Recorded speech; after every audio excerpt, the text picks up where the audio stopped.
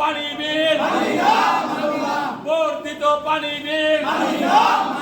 বিদ্যুৎ বিলের অজুহাতে পৌরসভা অবৈধভাবে, অনৈতিকভাবে, একতরফাভাবে 30 টাকা বিদ্যুৎ বিল বৃদ্ধি করেছে, যেটা পানির বিল, যা গ্রহণযোগ্য নয়। আমরা পৌর নাগরিকরা এই সিদ্ধান্ত, পৌরসভার এই সিদ্ধান্ত মানি না। আমরা সে কারণে আমরা আজকে পৌরসভায় স্মারকলিপি দিতে এসেছি। আমরা স্মারকলিপি দিয়েছি, আমরা 1 মাস সময় দিয়েছি।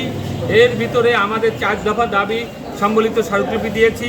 আমাদের দাবি যদি মানা না হয়, আমরা 1 মাস পরে বৃহত্তর আন্দোলন করতে বাধ্য হব। আমরা পৌরসভায় অবস্থান নিব। আমাদের পানি বিল সহ আমাদের দাবি না মানা পর্যন্ত আমরা পৌরসভা থেকে উঠব না আহ্বান জানাচ্ছি। একই সাথে এই যে বর্ধিত বিল অর্থাৎ পানির বিল, আমরা আমাদের সিদ্ধান্ত না দেওয়া পর্যন্ত পানির বিল দিব না। আপনারা সবাই একমত তো? করেছিলেন হচ্ছে এখন আমরা পুনরায় এসেছি। এর সাথে আমাদের আরো দাবি রয়েছে যে হোল্ডিং মানে কর নির্ধারণ করা হয়, এটা হচ্ছে গোপনে গোপনে 10 জন 20 জন 100 জনকে বিভিন্ন ওয়ার্ডের নোটিশ দেওয়া হয়, গোপনে তাদের সাথে রফা হয়। মানে 1500 টাকা আছে, 22,000 23,000।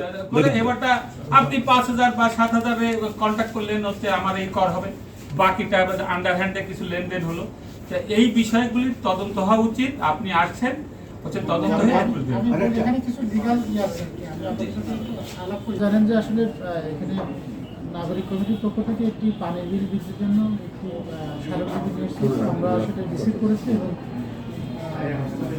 বিধি মোতাবেক এটি কীভাবে নিষ্পত্তি করা যায় সেটা আমরা ব্যবস্থা নেব।